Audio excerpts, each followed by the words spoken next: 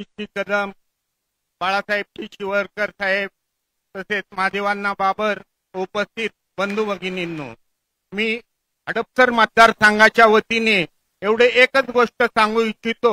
हडपसर मतदारसंघ हा पवार साहेबांना मानणारा मतदारसंघ आहे.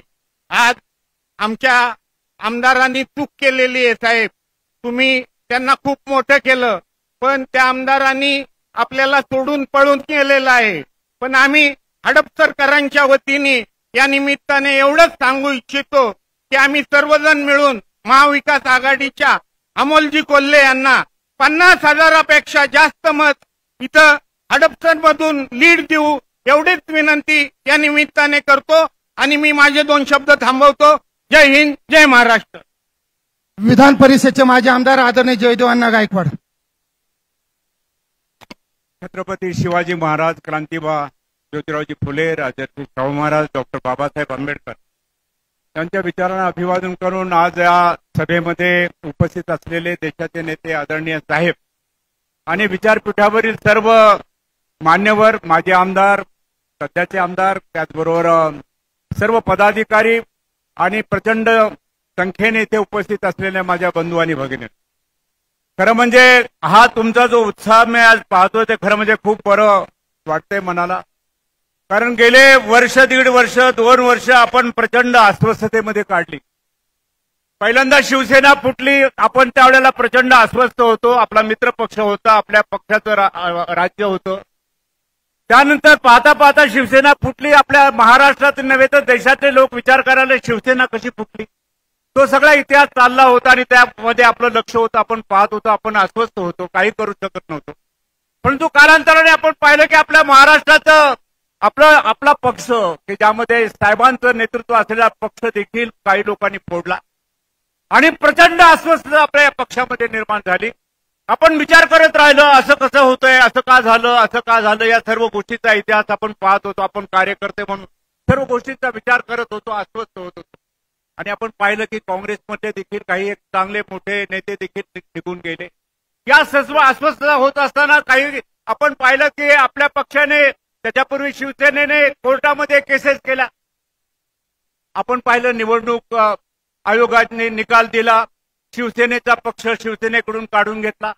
त्यानंतर आपण पाहिलं की आपल्या पक्षाचा साहेबांनी आपला अर्ज केला, निवडणूक आयोगाने आपला पक्ष देखील काढून घेतला, आपली चिन्ह काढून घेतले, आपले पक्ष काढून घेतले. आपण सर्व पाहत होतो आणि आपण वाट पाहत होतो की कोर्टात गेले तरी आपल्याला न्याय मिळत नाही. आता करायचं काय आणि यावेळेला आपण विचार करत होतो, येऊ द्या वेळ, एक दिवस नक्की अशी आपली वेळ येईल आणि आपण हे जी अन्याय आहे, हा जो अन्याय आहे, ही जी अनिती आहे, हे जे अनितीचं राजकारण आहे, या राजकारणाला आपण निश्चितपणे उत्तर देऊ. अशा प्रकारचे विचार करणारे शेकडो हजारो कार्यकर्ते मी आजूबाजूला पाहत होतो. आणि म्हणून मित्रो, आज जो तुमच्या चेहऱ्यावर उसळून पाहणारा हा सगळा आनंद आहे, हा जल्लोष आहे, त्याचं कारण आहे आता तुम्ही हातामध्ये ती घेतलेली आहे, आपली मशाल घेतलेली आहे, आपण तुतारी घेतलेली आहे आणि आपण निघालेलो आहोत उद्याच्या या लढाईमध्ये त्या सर्व अनितीच्या विरोधी आपलं मत नोंदवायला निघालो आहोत. आपण ज्यांनी हे राजकारण, ज्यांनी आपले पक्ष फोडले, त्यांना आपण उत्तर द्यायला निघालेलो आहोत. आणि मित्र, आपल्याला माहित आहे की आपण पहिला सर्व आपल्या जनतेचा राग जो दिसतो त्या नरेंद्र मोदीवर आणि त्या फडणवीसवर दिसतोय. एक प्रचंड लाट आपल्या या सर्व जनसमाजाच्या पोटामधून चाललेली आहे आणि आपण त्यांना उत्तर द्यायला निघालेलो. आणि मी आंबेडकरी चळवळीचा कार्यकर्ता म्हणून फक्त अजून 2 मिनिट बोलू इच्छितो की या देशाच्या लोकशाहीच्या भवितव्याच्या दृष्टीने सर्वात जर गंभीर घटना जर काय होत असेल आणि होण्याची शक्यता आहे, जर नरेंद्र मोदी परत सत्तेवर आला तर या देशाची लोकशाही धोक्यात येणार आहे. जर नरेंद्र मोदी सत्तेवर आला तर डॉक्टर बाबासाहेब आंबेडकरांनी महान प्रयत्नाने निर्माण केलेली आपली राज्यघटना, संविधान धोक्यात येणार आहे. आंबेडकरी चळवळीचा कार्यकर्ता म्हणून या सर्व गोष्टीकडे लक्ष देत असताना पाहत होतो काय झालं मधल्या काळामध्ये. गेले 1.5-2 वर्षामध्ये या नरेंद्र मोदीचा अर्थ सल्लागार समितीचा अध्यक्ष विवेक देवराय म्हणाला की आम्हाला ही राज्यघटना बदलायची आहे, कारण ही राज्यघटना 1935चा कायदा आहे, ही राज्यघटना बदलली पाहिजे आणि आज नाही तर आम्ही 2047 साली बदलू. त्यानंतर अर्जन सेन गुप्ता नावाचा एक विचारवंत आहे तो बंगलोरचा, त्यांनी देखील एक पुस्तक लिहिलं कॉन्टिनेंटल कॉन्स्टिट्यूशन आणि त्याच्यामध्ये बाबासाहेब आंबेडकरांनी या लिहिलेल्या घटनेची प्रचंड बदनामी केली आणि बदनामी केली आणि प्रतिपादन केलं की ही घटना आपल्याला बदलायची आहे. आणि काल परवा 2-3 महिन्यापूर्वी आपण पाहिलं की अनंतकुमार हेगडे नावाचा मोदीच्या सरकारमधला एक मंत्री देखील म्हणाला की आम्हाला ही राज्यघटना बदलून टाकायची आहे. आणि म्हणून मित्र, संपूर्ण हा केवळ दलितांचा प्रश्न नाही, हा केवळ आंबेडकरवाद्यांचा प्रश्न नाही, हा सर्व प्रश्न या देशातल्या ही जी लोकशाही आपण निर्माण केलेली आहे महत् प्रयासाने, काही हजार वर्षानंतर ही लोकशाही आली आपल्या देशामध्ये, ही लोकशाही जर टिकवायची असेल तर ही राज्यघटना टिकवली पाहिजे. आणि याच्यासाठी साहेब रात्रंदिवस आपण पाहतो, आपण या महाराष्ट्रामध्ये किती पायपीट करत आहात आणि सर्व लोकांना आम्हाला जमा करत आहात. तुमच्या नेतृत्वाखाली आम्ही या राज्यघटनेला हात लावू देणार नाही अशी एक निश्चितपणे घोषणा करतो आणि माझे लांबलेलं भाषण थांबवतो. जय भीम, जय भारत, जय महाराष्ट्र. यानंतर महाविकास आघाडीला पाठिंबा आणि काय प्रवेश आहे, ज्या मान्यवरांचा नामोल्लेख होईल त्यांना विनंती व्यासपीठा. यानंतर बापूसाहेब सासानी. राष्ट्रवादी काँग्रेस पक्षाला जाहीर पाठिंबा आणि जाहीर प्रवेश.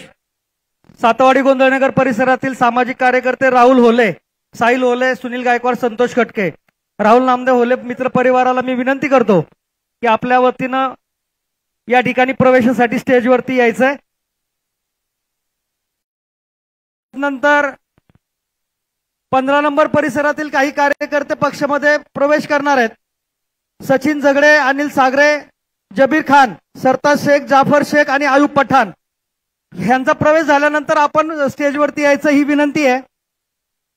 अखिल महाराष्ट्र बुरुड समाज संघटनाच्या अध्यक्षा श्रीमती श्यामलताई सोनवणे ताई, आपण समोर प्रेक्षकांमध्ये बसलात, आपल्याला विनंती की आपण स्टेजवरती येऊन स्थानपन्न व्हायचंय.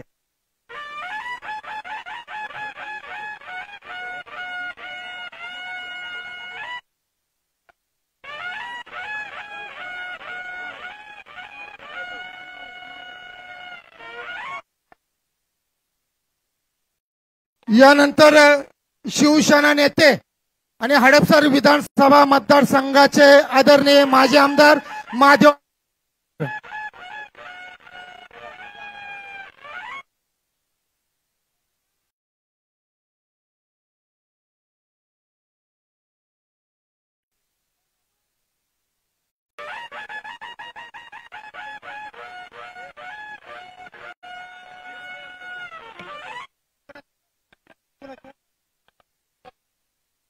आजच्या कार्यक्रमाच्या निमित्ताने महाविकास आघाडीच्या वतीने महाराष्ट्र राज्याचे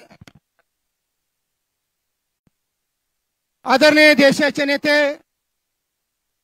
शरदचंद्रजी पवार साहेब यांचा सन्मान होत आहे. ते सन्मान महाराष्ट्र राज्याचे माजी राज्यमंत्री आदरणीय बाळासाहेब शिवरकर साहेब, हडपसर विधानसभा मतदारसंघाचे माजी आमदार माधवअण्णा बाबर आणि पुणे शहर काँग्रेस राष्ट्रवादी काँग्रेस पक्षाचे अध्यक्ष प्रशांत जगताप, आपल्याला विनंती करतो आपण आदरणीय शरदचंद्रजी पवार साहेब यांचा सन्मान करा, विनंती करतो. यानंतर काँग्रेस पक्षाचे नेते आदरणीय विश्वजित कदम साहेब, आपलाही सन्मान होतोय, आपण सन्मानाचा स्वीकार करा. प्रशांत दादा जगताप आपण, प्रवीण भाऊ तुपे आपण त्यांचा सन्मान करा, विनंती. यानंतर हडपसर विधानसभा मतदारसंघाचे आदरणीय माजी आमदार माधवअण्णा बाबर.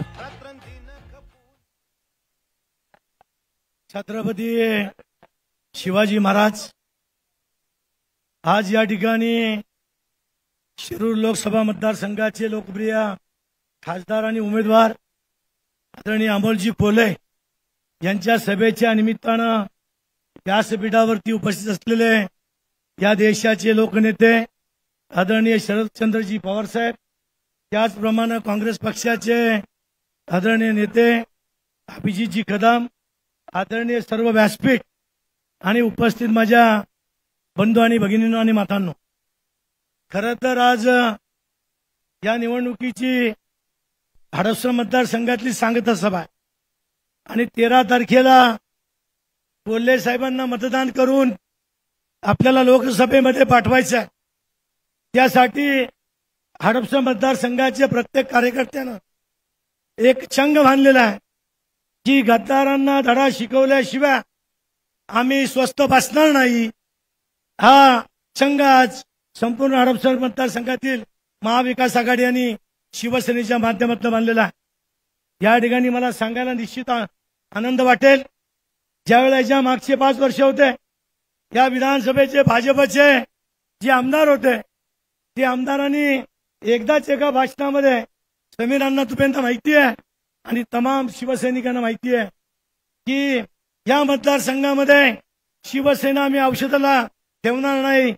पवार साहेब, मला सांगायला तुम्हाला या ठिकाणी निश्चित आवडेल की महाविकास आघाडी ही नंतर झाली, परंतु या मतदारसंघात जो आमदार शिवसेना संपवला निघाला होता, शिवसेनेने त्या आमदाराला या ठिकाणी राजकीय दृष्ट्या संपवला आणि महाविकास आघाडीचा त्या काळातला गद्दारी केलेला आमदार त्यावेळेला आम्ही त्या ठिकाणी निवडून दिलेला आहे. बांधवांनो, भगिनींनो, शिवसेनेमध्ये निष्ठेला फार महत्व आहे. शिवसेनेमध्ये एकनिष्ठ राहणे याला फार महत्व आहे. शिवसेनेचा आधीचा इतिहास, ज्यांनी गद्दारी केली, नारायण राणे, छगन भुजबळ साहेब, गणेश नाईक, ज्या लोकांनी गद्दारी केली त्या लोकांना शिवसैनिकांनी गाडलेलं आहे आणि आता या ठिकाणी शिवसैनिक पेटून उठलाय. आढळरावांनी आमच्या वंदनीय उद्धव साहेबांच्या पाठीमध्ये खंजीर खुपसलेला आहे. आम्ही शिवसैनिकांनी महाविकास आघाडी या शिवाजी आढळरावला गाडल्याशिवाय राजकीय दृष्ट्या आम्ही गप्प बसणार नाही, हेच वचन या ठिकाणी देऊन मी माझं भाषण संपवतो. जय हिंद, जय महाराष्ट्र. शिरूर लोकसभा मतदारसंघाचे अपक्ष उमेदवार सुभाष सरोदे यांनी महाविकास आघाडीला आणि शिरूर लोकसभा मतदारसंघात विश्वजित कदम यांच्या हस्ते त्यांचा सन्मान होता. यानंतर महाराष्ट्र राज्याचे माजी राज्यमंत्री आदरणीय बाळासाहेब शिवरकर साहेब, आपण आपलं मनोगत व्यक्त करायला विनंती.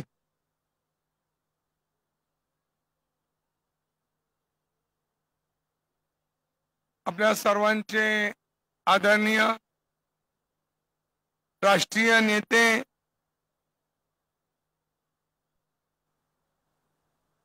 आपल्या सर्वांचे मार्गदर्शक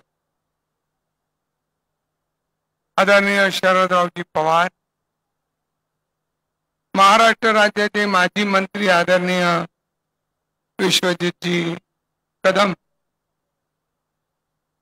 माजी आमदार माधवजी बाबर, आदरणीय जिल्ह्याचे राष्ट्रवादी पवार साहेबांचे गटाचे सहकारी आदरणीय जगन्नाथजी शेवाळे, आमचे मार्गदर्शक आदरणीय अंकुशजी काकडे, आमचे सहकारी मित्र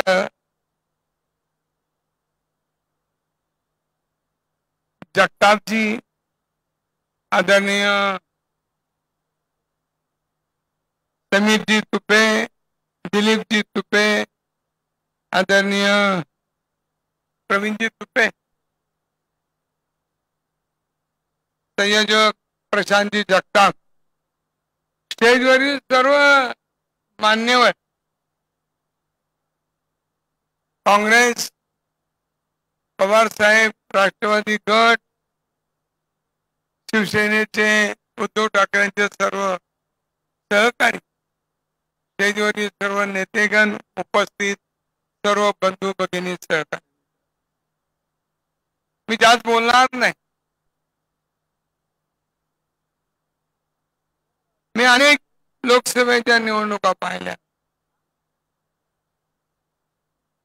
लांडगे गेले, लांडगे गेले, कोल्हे मात्र आहे, याच या ठिकाणी मी मनापासून समर्थन या ठिकाणी करतो. पवार साहेबांची हे आपले राष्ट्रीय नेते आहेत. आपण हे कोल्ह्यांची निवडणूक जोखून आपण काम केलं पाहिजे. 2च दिवस बाकी. मी आपल्याला सांगू इच्छितो, पवार साहेब या देशाचे फार मोठे नेते आहेत. त्या दृष्टीने आपण सन्मान ठेवून काम केलं पाहिजे. आज आपला नारा आहे की घटना या ठिकाणी तिचा संरक्षण करायचं, घटना बदलून नाही द्यायची, हा आपला नारा आहे. पण याबाबत मला मी सांगू इच्छितो की ज्यावेळेला मी विधानसभेमध्ये आमदार होतो त्यावेळेला पवार साहेब मुख्यमंत्री होते. त्यांच्याबरोबर काम करण्याची मला संधी मिळाली, हे माझं भाग्य आहे.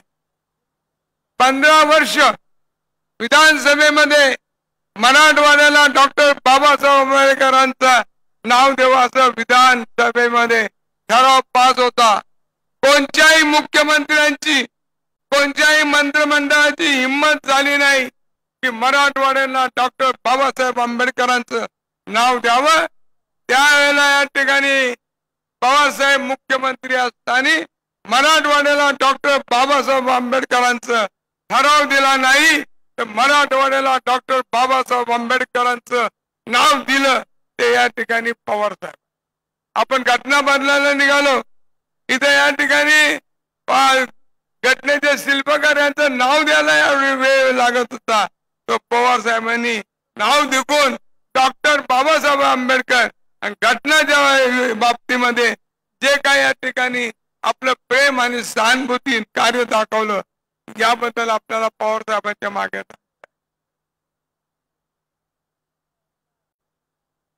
दुसऱ्या या ठिकाणी या देशाचे काँग्रेसचे नेते राहुलजी गांधी त्यांचं या ठिकाणी मनापासून कौतुक केलं पाहिजे. कन्याकुमारी तर काश्मीर पर्यंत पायी या ठिकाणी त्यांनी यात्रा केली. लाखो लोकांना भेटले, कोटीच्या संख्येने झाले आणि हा तरुण अत्यंत या ठिकाणी काय तर बेरोजगारांना नोकरी दिली पाहिजे. मणिपूर मध्ये काय चाललेलं आहे ते पाहिजे. मोदी जे खोटं बोलतात त्याकडे लक्ष वेधण्याचं काम या ठिकाणी राहुल गांधींनी अनेक महत्वाचे प्रश्न. आणि तिसऱ्या या ठिकाणी सांगायचं मला की जी महाआघाडीतला एक महत्वाचा पक्ष मध्ये म्हणजे बाळासाहेब ठाकरेंचे चिरंजीव उद्धवरावजी ठाकरे यांची शिक्षक. बाळासाहेब ठाकरे मध्ये या ठिकाणी महाराष्ट्राचं दैवत आहे. मुंबईची काय आहे ती बाळासाहेब ठाकरेंच्यामुळे आहे. आणि आज खऱ्या अर्थाने मी पाहत आहे कोणत्याही गोष्टीला या ठिकाणी सामोरं जाण्याचं काम उद्धव ठाकरे करत आहे. अशा या तीन या ठिकाणी आघाडीचे उमेदवार कोल्हे साहेब आणि याचा प्रमुख सर्वस्वी जे श्रेय जातं की हे ज्या महाआघाडीचं इंडिया आघाडीचं हे सर्वस्व श्रेय हे पवार साहेबाला जातं. एवढी या ठिकाणी राष्ट्रीय हिताची काम करत असताना आपण मात्र आता पवार साहेबाला छोट्या कामामध्ये गुंतू नये अशी मी या ठिकाणी विनंती.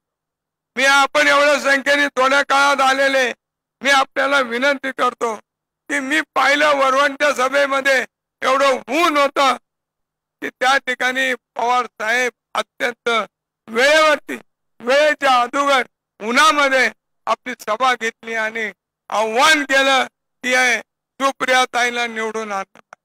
सुप्रिया ताईबद्दल मी एकच बोलणार आहे. पवार साहेबांचं या ठिकाणी जी सुप्रिया ती सुकन्या आहे आणि कन्या असावी कशी तर सुप्रिया ताई असावी असं या ठिकाणी पवार साहेबांची कन्या आहे. आपल्याला मी विनंती करतो मी माझं लांबलेलं भाषण सर्व गोष्टी आपल्याला अनुकूल असताना आपण या ठिकाणी देशासाठी या आघाडीने काम केलेलं आहे. या गरीब लोकांसाठी काम केलेलं आहे. मागासवर्गीयांसाठी काम केलेलं आहे आणि या ठिकाणी खऱ्या अर्थाने सर्व धर्म समभाव या महाआघाडीने विचार मांडलेला आहे. मी आपल्याला विनंती करतो की आपले उमेदवार कोल्हे आहे अत्यंत देखणे आहे. शिवाजी महाराजांची भूमिका चांगली केलेली आहे. संभाजी महाराज आपल्याला या ठिकाणी त्यांनी दाखवलेला आहे आणि पार्लमेंट मध्ये त्या ठिकाणी चांगलं मनोगत इंग्रजी असो मराठी असो हिंदी असो यामध्ये चांगल्या प्रकारे आपलं मनोगत व्यक्त करून संसद पट्टू म्हणून या ठिकाणी सन्मान मिळवलेला आहे. आता सर्व योग असा आहे उमेदवार अमोल कोल्हे याला आपण निवडून द्यावं ही त्या ठिकाणी माझं मनापासून इच्छा व्यक्त करतो.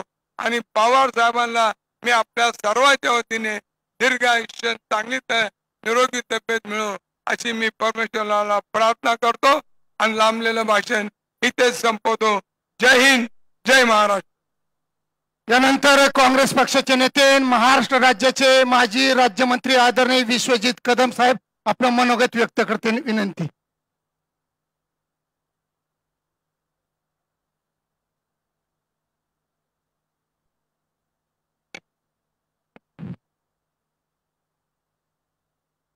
देशाचे ज्येष्ठ नेते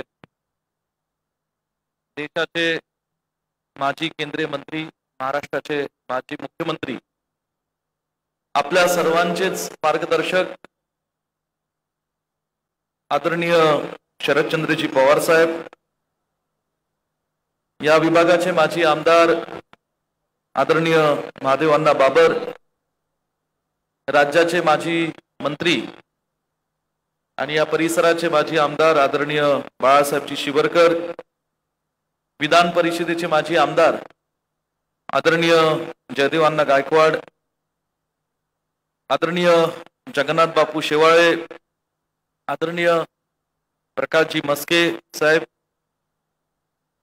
शहर अध्यक्ष राष्ट्रवादी काँग्रेस पक्ष, आमचे तरुण तडफदार सहकारी सन्मान्य प्रशांतजी जगताप, पुणे शहराचे माजी महापौर राष्ट्रवादी काँग्रेस पक्षाचे ज्येष्ठ नेते आदरणीय अंकुश अण्णा काकडे, इथे उपस्थित असणारे शिवसेनेचे नेते सन्मान्य समीरजी तुपे, जिल्हा प्रमुख शिवसेनेचे आदरणीय विजयजी देशमुख, योगेशजी ससाने, प्रवीणजी तुपे, दिलीपरावजी तुपे, इथं उपस्थित काँग्रेस, राष्ट्रवादी काँग्रेस पक्ष, शिवसेनेचे सर्व पदाधिकारी, इतरही जे समविचारी पक्षाचे काही पदाधिकारी कार्यकर्ते व्यासपीठावर उपस्थित असतील, कम्युनिस्ट पक्ष असेल, आम आदमी पार्टी असेल, रिपब्लिकन पार्टी असेल, या सर्व पक्षाचे पदाधिकारी, मोठ्या संख्येने उपस्थित असणारे हडपसर आणि या परिसरातील नागरिक,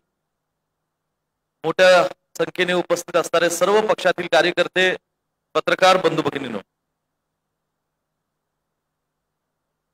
येणाऱ्या 13 तारखेला आपण सर्वजण आपल्या शिरूर लोकसभा मतदारसंघातील, पुणे लोकसभा मतदारसंघातील, पावळ लोकसभा मतदारसंघातील या अनेक लोकसभा मतदारसंघातील आपल्या लोकसभा मतदारसंघातून लोकप्रतिनिधी म्हणून कुणाला निवडून देऊन पुढील 5 वर्षाकरता आपल्या लोकसभेची सेवा करण्याची संधी द्यायची आहे, हा महत्वपूर्ण निर्णय आपण 13 तारखेला घेणार आहोत. शिरूर लोकसभा मतदारसंघावर आणि पुणे लोकसभा मतदारसंघावर संपूर्ण महाराष्ट्राचंच नव्हे तर देशाचं लक्ष लागलेलं आहे. पुणे लोकसभा मतदारसंघावर, कारण पुणे हे महाराष्ट्राची दुसरी राजधानी मानली जाते. देशाच्या सामाजिक, शैक्षणिक, साहित्यिक, क्रीडा क्षेत्रात योगदान देणारं पुणे शहर आणि आपला हा पुणे जिल्हा, आणि त्या पुणे जिल्ह्याच्या परिसरातला असणारा हा शिरूर लोकसभा मतदारसंघ, हा पुणे लोकसभा आणि बारामती लोकसभेला लागत असल्यामुळे ह्याचं एक आगळं वेगळं महत्व आहे. या लोकसभा मतदारसंघातून पुन्हा एकदा आपल्या सर्वांचा आशीर्वाद घेण्याकरता डॉक्टर अमोल कोल्हे हे आदरणीय शरदचंद्रजी पवार साहेबांच्या नेतृत्वाखाली त्यांच्या पक्षात निष्ठेने आणि प्रामाणिकपणे राहून आज जनतेची सेवा करण्याकरता पुन्हा एकदा लोकसभा निवडणूक लढवत आहेत. डॉक्टर अमोल कोल्हेंचा परिचय मी काय तुम्हाला सांगण्याची आवश्यकता नाही, परंतु वैद्यकीय क्षेत्रातली पदवी मिळवल्यानंतर केवळ त्यांच्या कलांनी, जे काही त्यांनी अभिनय असेल, त्यांच्या चित्रपटसृष्टी असेल, वेगवेगळ्या मालिका असतील, आणि खास करून छत्रपती शिवाजी महाराज आणि छत्रपती संभाजी महाराजांना जे महाराष्ट्राच्या घराघरापर्यंत आणि तेही महाराष्ट्राच्या पलीकडे देशाच्या छत्रपती शिवरायांना मानणाऱ्या विचारधारेच्या जनतेपर्यंत पोहोचण्याचं काम जे डॉक्टर अमोल कोल्हेंनी केलं, हे महाराष्ट्राच्या इतिहासामध्ये लिहिण्यासारखं आहे, असं म्हणलं तर चुकीचं ठरणार नाही. आज हे डॉक्टर अमोल कोल्हे गेले 5 वर्षापासून सातत्याने एक विचारधारा घेऊन, आदरणीय पवार साहेबांचा आदर्श, त्यांचं मार्गदर्शन घेऊन या शिरूर लोकसभा मतदारसंघातून लोकांशी संपर्क ठेवून त्यांचा एक सेवा करण्याचा प्रयत्न करत आहे. डॉक्टर अमोल कोल्हेंचं जी सभागृहातली भाषणे ती आपण सगळ्यांनी पाहिलीत, पण मध्यंतरी जानेवारीच्या महिन्यानंतर ज्या प्रभू रामांचं मंदिर हे अयोध्येमध्ये झालं, तदनंतर त्यांनी ज्या काही भावना सभागृहात लोकसभेमध्ये का भाषणाच्या आणि कवितेच्या माध्यमातून मांडलेल्या होत्या, या केवळ महाराष्ट्रात आणि हिंदुस्थानात नाही तर जगभरात असणारे जे काही भारतीय लोक स्थायिक आहेत त्यांच्यापर्यंत या भारतीय लोकांच्या भावना त्यांनी मांडल्या आणि पोहोचण्याचा एक प्रयत्न केला. आणि म्हणून एक असं युवा नेतृत्व ज्यांच्या मागे का ज्येष्ठ नेत्याचा एक त्यांना वर्धास्त आशीर्वाद आहे, ज्या नेतृत्वाने या महाराष्ट्राला आणि देशाला एक वैभवाचे दिवस दाखवले, ज्या नेतृत्वाने सातत्याने पुणे शहर, पुणे ग्रामीण, शिरूर लोकसभा मतदारसंघातला या महाराष्ट्राच्या आणि देशाच्या राजकारणात झुकतं माप दिलं विकासाबाबतीत, असे शरदचंद्रजी पवार साहेबांचे कार्यकर्ते म्हणून आणि त्यांच्या पक्षाचे उमेदवार म्हणून ते आज आपल्या सर्वांच्या समोर येत आहेत. देशाची काय परिस्थिती आहे, महाराष्ट्राची काय परिस्थिती मी आपल्याला सांगण्याची आवश्यकता नाही, परंतु सन 2014 सालापासून ही जे काही केंद्रात भाजपचं सत्ता चुकून दुर्दैवाने आली, ते 14 ते 24 या 10 वर्षामध्ये जर केला असेल, महाराष्ट्रात केला असेल, तर ते आपल्या महाराष्ट्रातल्या देशाच्या लोकांना फसवण्याचं काम केलं.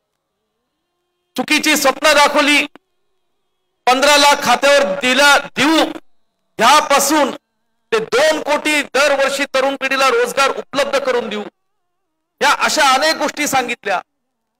त्याच्या उलट जीएसटी असेल, नोटबंदी असेल, या सगळ्या प्रकारे या देशातल्या सर्वसामान्य लोकांना त्रास कसा होईल हे त्यांनी जाणीवपूर्वक पाहिलं. आज आमचे नेते आदरणीय राहुलजी गांधी सातत्याने सांगत असतात की देशातल्या मोजक्या 3% लोकांकडे आज देशाची जवळजवळ 70% संपत्ती आहे. ही 3% मोजक्या लोकांकडे ही संपत्ती केवळ 10 वर्षामध्ये कशी काय आली, त्यांच्या संपत्तीमध्ये वाढ सातत्याने कशी काय होते. आणि म्हणून आमच्या नेत्यांनी आदरणीय राहुलजी गांधींनी सांगितलं की पुन्हा एकदा काँग्रेस पक्षाच्या विचारधारावर, इंडिया अलायन्सवर आपण विश्वास ठेवा आणि ही जी 3%च्या संपत्ती असणारे जे काही अब्जाधीश आहेत त्यांचा पैसा हा देशातल्या सर्वसामान्य लोकांना आणि गोरगरिबांना दिला जाईल, हे वचन आदरणीय राहुलजी गांधींनी या देशातल्या नागरिकांना दिले.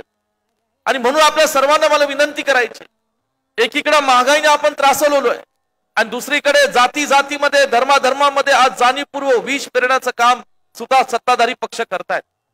काल परवाची गोष्ट बघा, कर्नाटकातले भाजपचे एक लोकसभेचे उमेदवार, जे उमेदवार ज्यांनी महिलांवर अत्याचार केला, जे सिद्ध झालं आहे की ह्यांनी एक 200-300 महिलांवर अत्याचार केला, असा एक त्यांचा लोकसभेचा भाजपचा उमेदवार आज देशाच्या पंतप्रधानाबरोबर कुठेतरी स्टेजवर जातो, हे सुद्धा किती दुर्दैवी बाब आहे.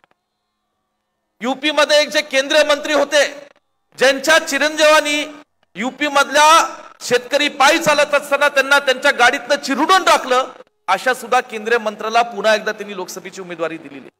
आणि म्हणून या देशामधल्या आज सर्वसामान्य लोकांची कसली काळजी या भाजप सरकारला नाही. महाराष्ट्रामध्ये ज्यावेळी सन 2019 सुद्धा लोकशाही पद्धतीने महाविकास आघाडीचं सरकार झालं, ते सरकार बनल्यानंतर काँग्रेस, राष्ट्रवादी, शिवसेना पक्ष, शिवसेनेचे नेते ठाकरे यांच्या नेतृत्वाखाली हा पक्ष सरकार काम करत होतं. त्या दुर्दैवाने हा कोरोनाचा प्रादुर्भाव आपल्यात आला, पण कोरोनाच्या काळामध्ये या लोकशाही आघाडी सरकारने आणि आदरणीय उद्धव साहेबांनी जाणीवपूर्वक फक्त लोकांच्या प्राणाचं संरक्षण आणि आरोग्य सेवेवर भार दिला. हे सुद्धा भाजपच्या लोकांना बघवलं नाही, म्हणून पहिलं शिवसेना पक्ष फोडला आणि नंतर राष्ट्रवादी काँग्रेस पक्षाचं फोडण्याचं पाप त्यांनी केलं.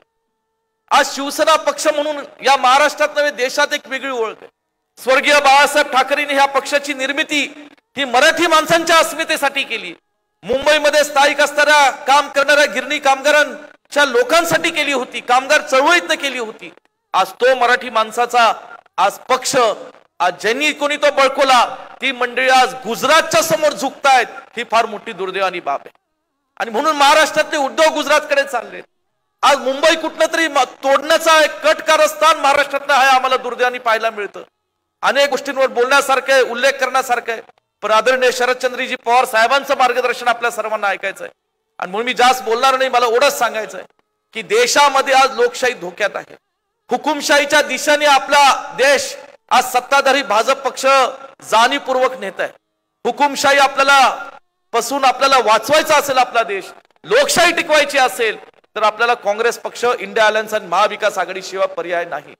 आज शरदचंद्रजी पवार साहेब या वयामध्ये त्यांचा उल्लेख असा केला तर त्यांना आवडत नाही, कारण ते आमच्यासारख्या तरुण पिढीला सुद्धा लाजवतील एवढं दिवस रात्र काम करतायत, महाराष्ट्र पिंजरून काढतायत. ते फक्त काही व्यक्तिगत नाही तर महाराष्ट्राच्या जनतेसाठी, महाराष्ट्राच्या लोकांच्या संरक्षणासाठी दिवस रात्र फिरतायत. हे तुम्ही आम्ही विसरून चालणार नाही. आणि म्हणून या निवडणूक ही देशाला सन 1947 साली जसं या ठिकाणी स्वातंत्र्याची लढाई झाली तशी ही स्वातंत्र्याची लढाई आहे, आपण असं मानलं चाललं पाहिजे. आणि म्हणून ज्या ब्रिटिशांनी देशावर हुकुमशाही केली 100-150 वर्ष, त्या ब्रिटिशांना जर आपल्या देशातले नागरिक उठून या ठिकाणी पेटून उठून जर हाकलून देत असतील तर ही भाजप काय चीज आहे हा विचार तुम्ही सगळ्यांनी आपण केला पाहिजे. आणि म्हणून या निवडणुकीत काँग्रेस, शिवसेना, राष्ट्रवादी काँग्रेस पक्षाच्या कार्यकर्त्यांनी पेटून उठलं पाहिजे. येणाऱ्या 13 तारखेला एक इतिहास या पुणे जिल्ह्यातनं आणि आपल्या लोकसभा मतदारसंघातनं घडवला पाहिजे की आम्ही महाविकास आघाडी आणि इंडिया अलायन्स सोबत राहू, लोकशाही टिकू. आणि जे संविधान हे भारतरत्न परमपूज्य डॉक्टर बाबासाहेब आंबेडकरांनी लिहिलं, लोकशाहीसाठी लिहिलं, ते संविधान बदलण्याचं जे कटकारस्थान सत्ताधारी पक्ष करते, जसं पूर्वीच्या काळी पंडित नेहरू लोकशाही टिकवत होते आणि सरदार वल्लभभाई पटेल यांना फौलादी पुरुष म्हणून पाहिलं जात होतं, तसं संविधान टिकवण्यासाठी आज भारतामध्ये कोण जर फौलादी पुरुष असेल तर आदरणीय शरदचंद्रजी पवार साहेब आहेत. हा आपण लक्षात ठेवून या ठिकाणी आज काम करायला पाहिजे. आणि म्हणून येणारी 13 तारीख कुठल्या आमिषाला बळू पडू नका. की येतील, काही बोलतील, काही वाटेल ते देतील, परंतु आता लोकशाही जगवायची आहे, टिकवायची. या हेतूने येणाऱ्या 13 तारखेला मतदान करा. मशाल आपलं हे चिन्ह आहे, तुतारी हे आपलं चिन्ह आहे, हाताचा पंजा हा आपलं चिन्ह आहे. या तिन्ही पंजांमध्ये, या तिन्ही चिन्हांच्या समोर बटन दाबून आपण अमोल कोल्हे आणि आमचे सर्व उमेदवार विजयी करा. एवढीच विनंती करू इथं थांबतो. जय हिंद, जय महाराष्ट्र. तत्पूर्वी हडपसर शिवसेनेच्या वतीने माननीय नेते शरदचंद्रजी पवार साहेब यांचा सन्मान होत आहे. ते दत्ताजी खवलेन, अनिकेत साकपाळ आणि त्यांचे सर्व सहकारी, आपल्याला विजय भाऊ देशमुख आणि त्यांचे सर्व सहकारी विनंती, आपण देशाचे नेते शरदचंद्रजी पवार साहेब यांचा सन्मान करावा.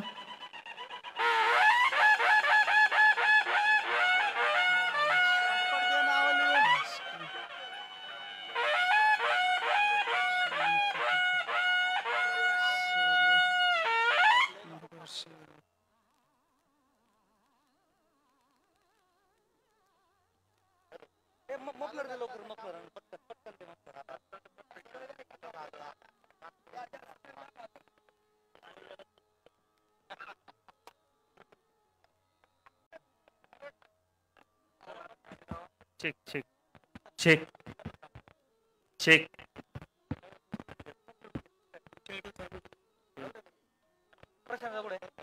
यानंतर देशाचे लोकनेते, आपल्या सर्वांचे श्रद्धास्थान आदरणीय पवारसाहेब आपल्याला या ठिकाणी मार्गदर्शन करतील.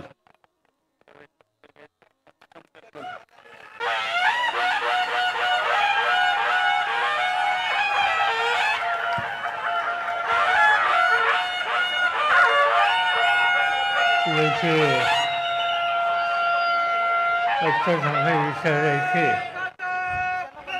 की ठीक आहे, याचे आत्ता सांगा विचारायचे की शेतीचे जितकं संघटनेचे अध्यक्ष जगन्नाथ शिवाय, लालसाहेब शिवायकर, माजी आमदार महादेव गावळ, संघटनेचे अध्यक्ष प्रशांत जगताप, माजी महापौर अंकुश काकडे, निलेश पगड, रजू गायकवाड, साईब सुखे, देव सुखे, प्रकाश भोसले, प्रशांत कुठे, सर्व माजी नगरसेवक आणि मोठ्या संख्येनं भर सकाळी आजच्या प्रचाराच्या शेवटच्या दिवशी उपस्थित असलेले आपण बंधू वगैरे, लोकसभेच्या निवडणुकीचा प्रचाराचा हा या भागातला शेवटचा दिवस आहे. 2 दिवसांनी एका वेगळ्या कामामध्ये आपल्या सगळ्यांना सहभागी व्हावं लागेल. पण राज्यात आणखी 2 टप्पे आहेत की ज्याची निवडणूक मतदान प्रचार हा कार्यक्रम आणखीन 4-6 दिवस चालणार आहे. नाशिक आणि त्या भागाची निवडणूक, त्या भागाचा प्रचार हा आणखीन 2-3 दिवस आहे. तो संपल्याच्या नंतर भिवंडी, कल्याण याही भागाची निवडणूक आणि प्रचार हा सुरू राहणार आहे. आणि शेवटी मुंबई शहराचा प्रचार हा शिल्लक राहणार आहे. पण महाराष्ट्राचा हा प्रचार संस्था तरी देशाच्या अनेक राज्यामध्ये हा प्रचार शिल्लक आहे. आणि त्यामुळं जवळपास पुढच्या महिन्याच्या पहिल्या आठवड्यापर्यंत ही प्रक्रिया चालू राहणार आहे. हा विषय मी या ठिकाणी एवढ्यासाठी सांगतो की निवडणुका या देशामध्ये अनेकदा झाल्या, एका दिवसामध्ये झाल्या, 2 दिवसामध्ये झाल्या, जास्तीत जास्त 3 दिवसामध्ये झाल्या. पण यंदाच्या वर्षी पहिल्यांदाच निवडणूक ही 6 ते 7 टप्प्याने होती. आणि हा निर्णय इलेक्शन कमिशनचा एक प्रकारचा मनामध्ये संशय निर्माण करणारा हा निर्णय आहे.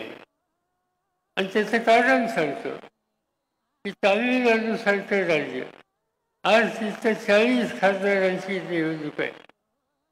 महाराष्ट्रामध्ये 48 आहे.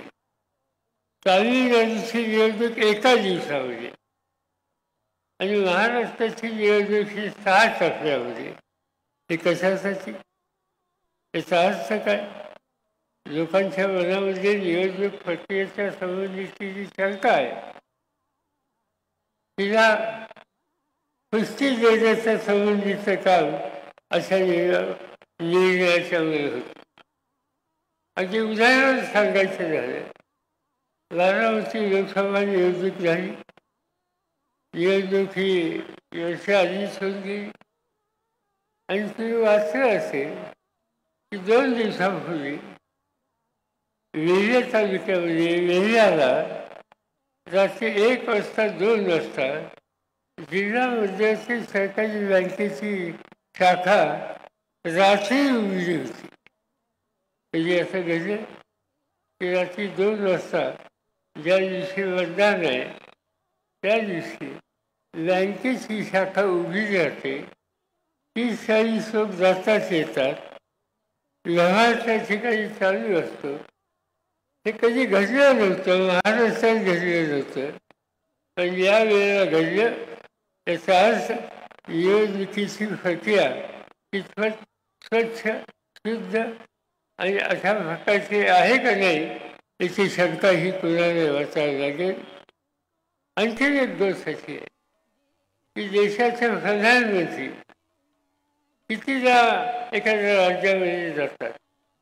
मला आठवतं आहे मी कॉलेजमध्ये शिकत होतो पुण्याला, त्या काळात निवडणुका आल्या आणि देशाचे प्रधानमंत्री जवाहरलाल नेहरू यांची एक सभा ही रेसकोर्सवर झालेली होती. फक्त एक सभा.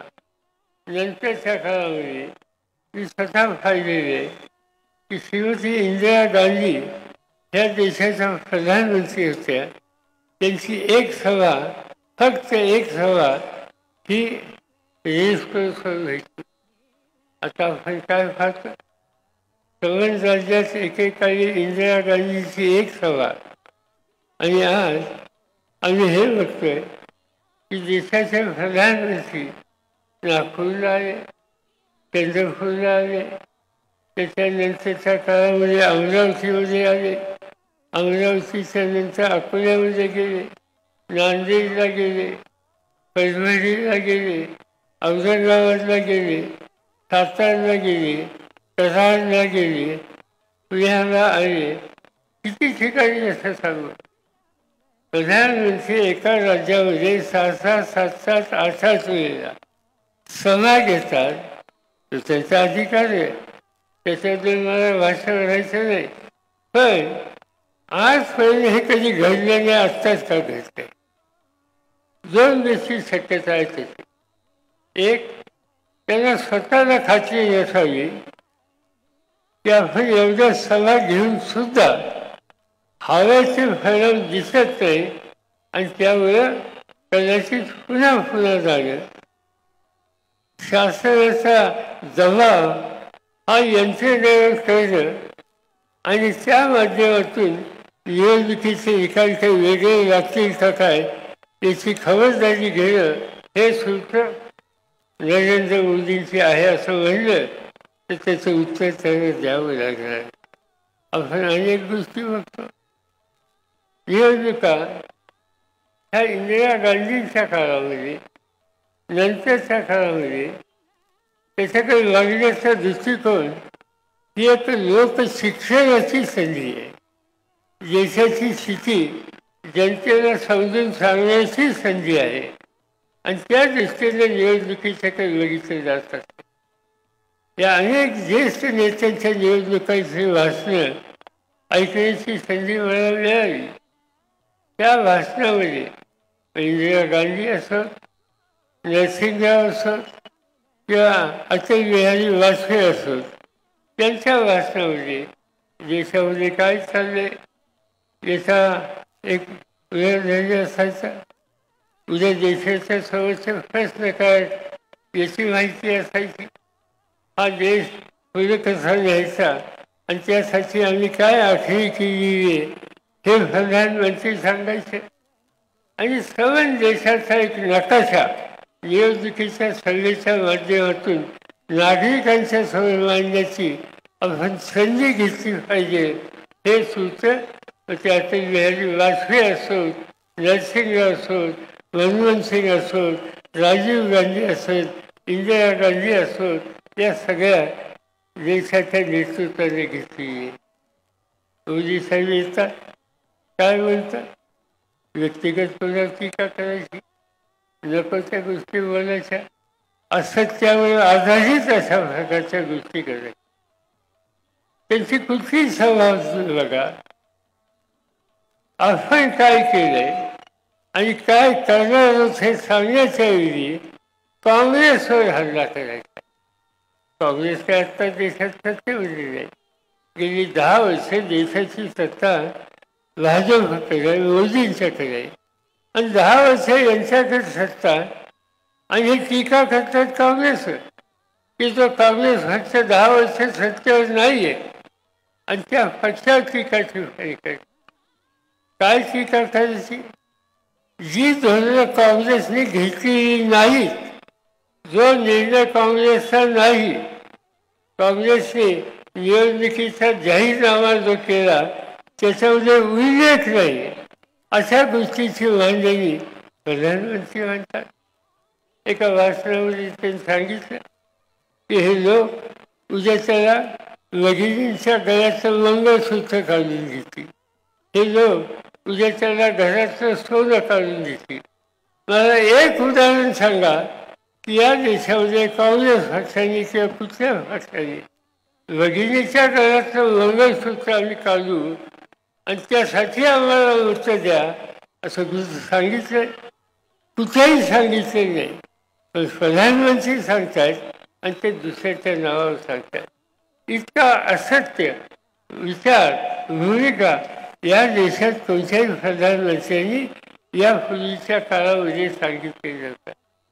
कुणाला का वाटतं? संबंध काय? भगिनीच्या जवळचं सोनं हे काढून घेतलं जाईल या प्रकारची भीती प्रधानमंत्र्यांनी सांगावी. कुठं असा प्रकार झाला? एकही उदाहरण सांगता येणार नाही. आणि असं असताना सुद्धा एका चुकीच्या रस्त्यावर लोकांना स्वतः काही योग्य कामं केली जाईल, स्वतः सांगण्यासारखं काही नाही आणि त्यामुळे त्या सामान्य माणसाचा विचार दुसरीकडे कुठे वळवायचा आणि त्या हेतूने अशा प्रकारच्या चुकीच्या गोष्टी अशा सातत्याने सांगत असतात. दुसरी एक गोष्ट असते व्यक्तिगत हल्ले. निवडणुकीमध्ये धोरणावर टीका करायचा अधिकार आहे, पण व्यक्तिगत हल्ले करायचे काही कारण नाही. आज ज्याचा उल्लेख विश्वजित कदमांनी आपल्या भाषणामध्ये केला की या देशामध्ये एक तरुण व्यक्ती राहुल गांधी 14 देशाचा पायी दौरा करतात. कन्याकुमारीपासून काश्मीरपर्यंत पायी चालत जाणं, महिन्या ऊन पाऊस याचा थंडी याचा विचार न करता रस्त्याने चालत जाणं, दुसऱ्यात असलेल्या लोकांशी भेटी घेणं, शेतकरी असो, शेतकरी असो, आदिवासी असो, अल्पसंख्याक असो, या सगळ्यांशी सुसंवाद साधत 14 देशाचा दौरा त्यांनी केला. जे समजून घेण्याचा प्रयत्न हा त्यांचा होता. त्याचा अभिमान वाटला पाहिजे. प्रधानमंत्री काय म्हणतात? शहाजादे. त्यांचा उल्लेख शहाजादे म्हणून करायचा, त्याची टिंगल-टवाळी करायची. काय कारण असतं?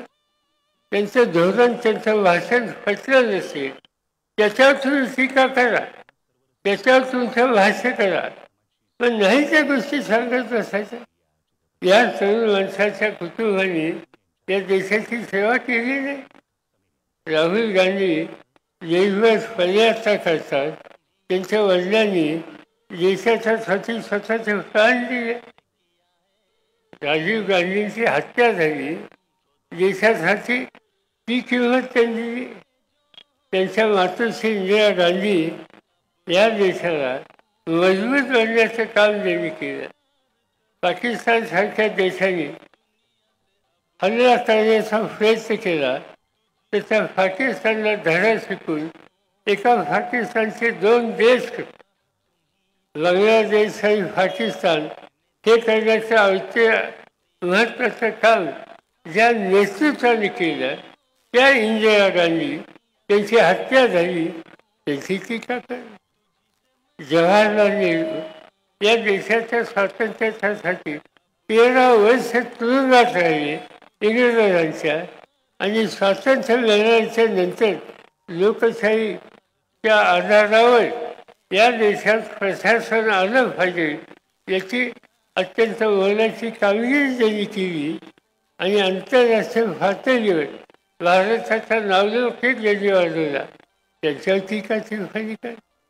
या सगळ्यांच्या टीका करण्याचं काम मोदी साहेब करतात.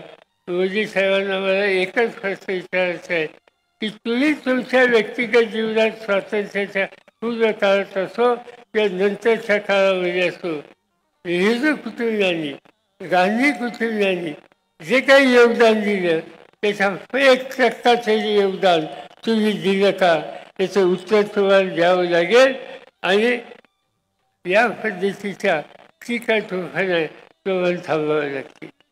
आम्हाला लोकांच्या टीका नेहमीच करतात, माझ्यावर करतात, उद्धव ठाकरेंच्यावर करतात. आम्हाला काही चिंता नाही, त्यांच्याकडे सांगण्यासारखं काही नाही. त्यामुळे कुणाचे व्यक्तिगत हल्ले करायचे तेवढे एकच कार्यक्रम त्यांनी आज घेतलेला आहे. मी परवा बोललो की या देशामध्ये गांधी नेहरूंचा विचार हा मजबूत केला पाहिजे. त्याच्यामध्ये काय चुकीचं आहे? महात्मा गांधींचा विचार, जवाहरलाल नेहरूंचा विचार हा मजबूत करण्याची आज आवश्यकता आहे. असं विधान मी केलं तर उत्तर त्यांनी दिलं ते आमच्या पक्षात या. त्यांच्या पक्षात कोण जाणार? ज्यांच्या पक्षामध्ये व्यक्तिगत स्वातंत्र्य नाही, ज्यांच्या पक्षामध्ये देशाचा ऐक्याचा विचार नाही, त्यांच्या पक्षामध्ये, त्यांच्या विचारधारामध्ये समाजाच्या सगळ्या घटकांना आत्मविश्वास देण्याच्या संबंधीचा कार्यक्रम नाही, आणि जिथं जातीयवादी, धर्मवादी विचार ह्याचा पुरस्कार केला जातो, त्या पक्षाच्या आसपाससुद्धा मी काय किंवा उद्धव ठाकरे काय आम्ही कधी आयुष्यात उभं राहणार नाही. या लोकांना आम्ही सत्तेवरून बाहेर कसं काढता येईल त्यासाठी जे काही करता येईल ते करण्याच्यासाठी शक्ती लावणं हे आमचं राष्ट्रीय कर्तव्य आहे. असं समजून या कामाकडे आम्ही बघत असतो. आणि मोदी साहेब, तुम्ही आणि तुमचा पक्ष, तुम्ही आणि तुमचा विचार, तुम्हाला लक्षात आम्हाला हा विचार मंजूर नाही, त्या विचारातून या देशाची सुटका कशी होईल याची काळजी आम्हाला सगळ्यांना घ्यायची आहे. आणि त्या कामाला तुम्हाला लोकांची मदत हवी आहे हे या ठिकाणी मी सांगतो. सत्तेचा गैरवापर हे यांचं वैशिष्ट्य. लोकांच्यातून निवडून आलेले लोक त्यांना बाजूला कसं करता येईल याची अनेक उदाहरणं सांगता येतील. आजच आपण वाचलं, केजरीवाल यांची काल सुटका झाली सुप्रीम कोर्टाच्या वर. कशासाठी त्यांनी तुरुंगात टाकलं? केजरीवाल कोण? दिल्लीमध्ये सामान्य जनतेच्या, दिल्लीच्या लोकांच्या पाठिंब्यानं जी व्यक्ती मुख्यमंत्री बनते, तरुण व्यक्ती मुख्यमंत्री बनते, चांगला कारभार करते, एकदा दोनदा तीनदा मुख्यमंत्री झाले. त्यांच्या कारकिर्दीमध्ये शैक्षणिक संस्थेमध्ये आमूलाग्र बदल झाला. त्यांच्या कारकिर्दीमध्ये आरोग्याच्या केंद्रामध्ये प्रचंड बदल झाले. जे काही बदल त्यांनी केले ते बघण्याच्यासाठी भारतातच काय, भारताच्या बाहेरच्या देशातून सुद्धा राज्य प्रशासनात असलेले लोक हे काम बघायला येतात. एवढं मोठं काम केजरीवालनी त्या ठिकाणी केलं.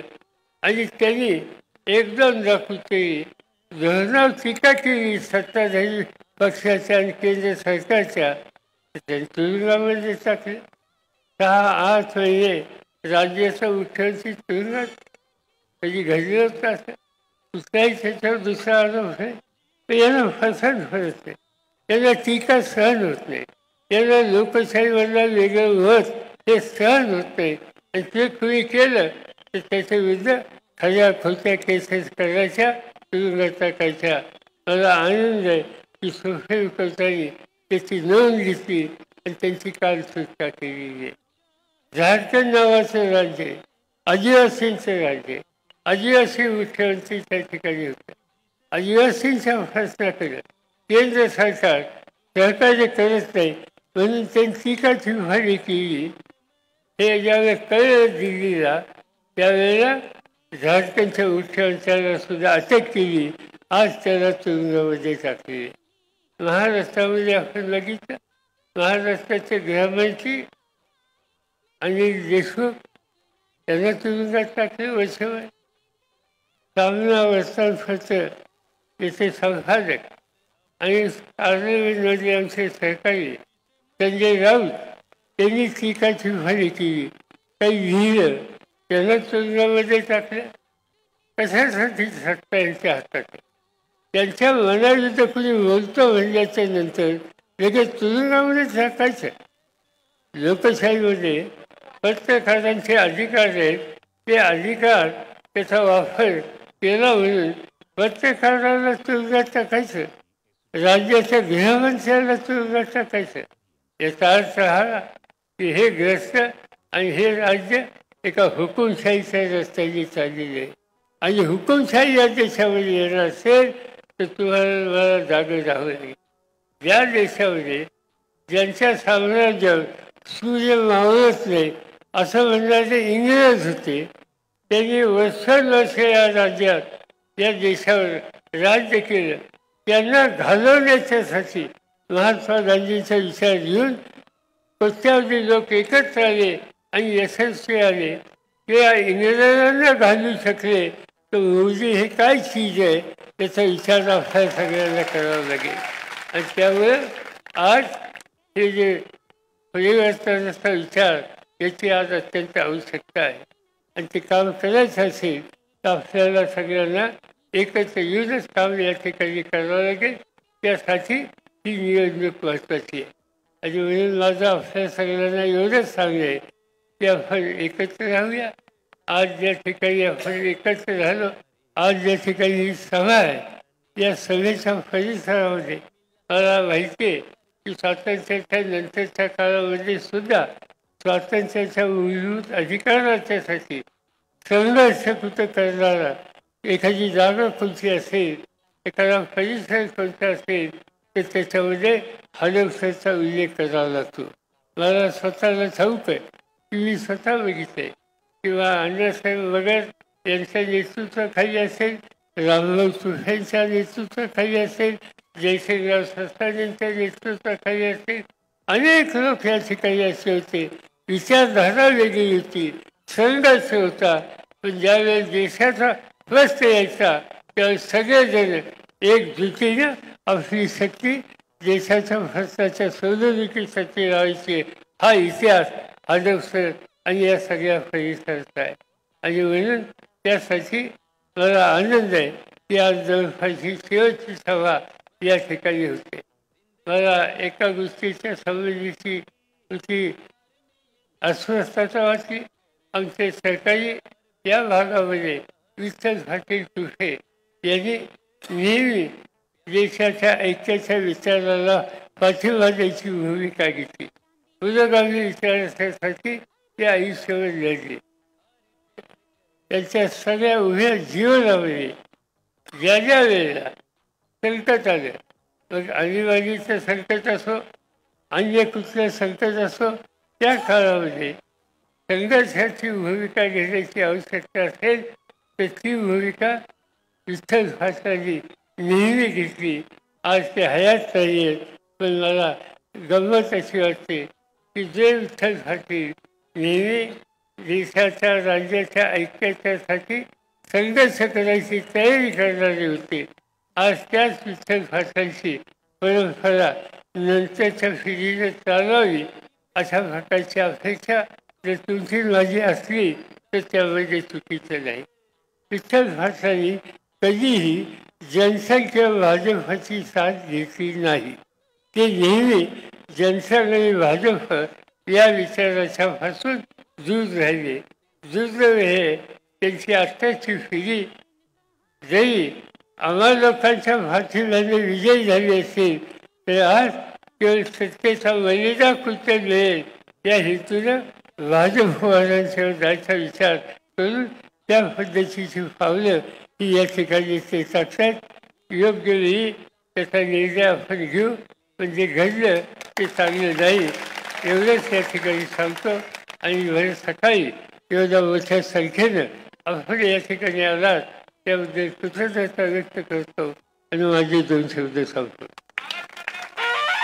शरद पवार या कार्यक्रमाच्या प्रसंगी काही संघटनेने काही समाजाने पाठिंबा व्यक्त केलेला आहे आणि काही महाविकास आघाडीला पाठिंबा व्यक्त करत असताना काही जणांचा पक्षप्रवेशामध्ये सचिन झगडे, अनिल सागरे, जाबीर खान, सरताज शेख, जाफर शेख आणि आयुब पठाण आपला या सत्कार होतोय. आपल्या पक्षप्रवेशामध्ये आपण व्यासपीठावर येण्याची विनंती. अखिल भारतीय हिंदू नाथपंथी समाज महासंघाच्या वतीने आज महाविकास आघाडीला उमेदवार